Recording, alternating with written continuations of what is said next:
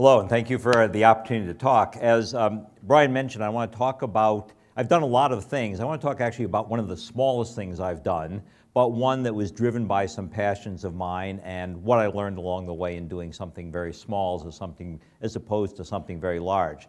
I've always worked in what's called ICT, and I'll use the contemporary global moniker, information and communications technology, recognizing that the old IT concept is somewhat depreciated, and we're in a world where communications and information technologies are interchangeable, and they're much more than data centers, they're broadcast, they're medical, they're telecommunications, and they're much more than just these big cores that we think of in terms of technology, but they're all the communications networks, whether they're traditional broadcast or contemporary Wi-Fi, and then they're the billions and billions, as Carl Sagan would say, of gadgets that we have that connect them, the 6 billion telephones, et cetera. And by the way, if you think the Internet of Things isn't going to bite us in the ass, it is already too late. But when we connect everything to the internet, in the Internet of Things vision, everything will become an ICT device and everything will have the issues that we're talking about here tonight.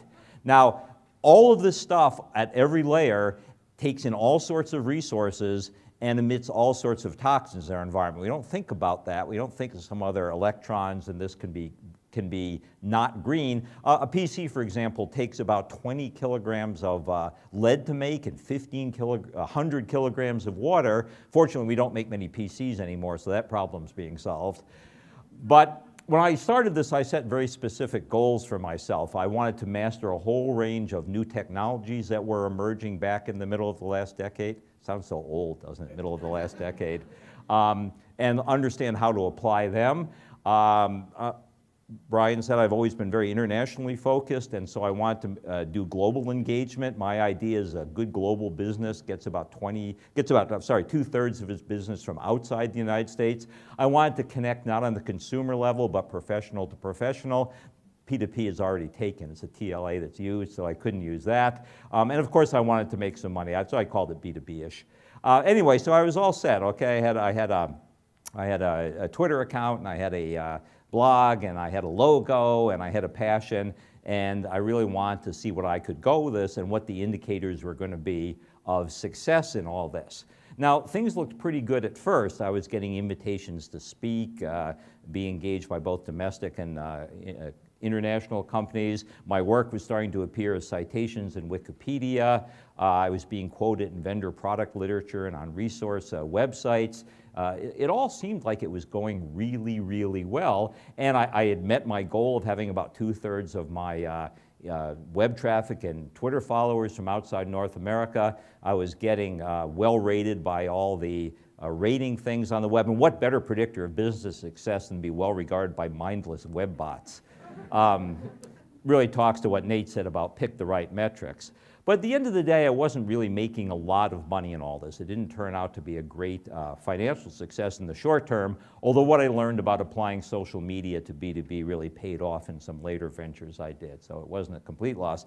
But the important thing is I just learned some incredible things. And so now I want to kind of change gears and share with you about some of the things I learned. And this is actually a longer presentation I have called "A Star Died So I Could Have an iPad." You'll get the classic comics version here in the remainder of this presentation. But one of the things as I began to look into all this in a deep web of how things work is it took me into astrophysics, it took me into geology, it took me into geopolitics. Joni Mitchell wrote these words years ago. She had the basic concept right, time frame was a little off, but every atom of our bodies, our e-gear, everything in the universe is forged either in the Big Bang or deep in the nuclear furnaces of stars. And stars like ours, our sun, are pretty good at doing the easy elements, you know, your oxygens, your carbons, your irons. Beyond iron, you need really big stars and really hot stars, and then they need to blow apart to spew all this stuff so it eventually ends up on our Earth. Supernovas, stars literally have to die so we can have the e-gear we have. And that's because our e-gear needs all these really rare elements that there's not a lot of on Earth, because it takes big things, they're hard to create, and they're not well distributed, these ores. No one talks about mining these in Wisconsin, but Central Africa, loaded with the stuff. So kind of interesting things going on. Because these things have become so expensive, there's a lot of business opportunities here, things like resource reclamation, urban mining, but there's huge problems with e-waste around the world, improper processing of it. Heavy metals from the e-waste we ship to China is showing up in the rice and other stuff we import back to eat. Big problems there. Policy wonks like to talk about resource insecurity, real implications for the people in Central Africa, where conflict minerals have replaced blood diamonds as the funder of the war that's killed more people since World War II, where child soldiers are being converted into child miners. Also, we can have our gear.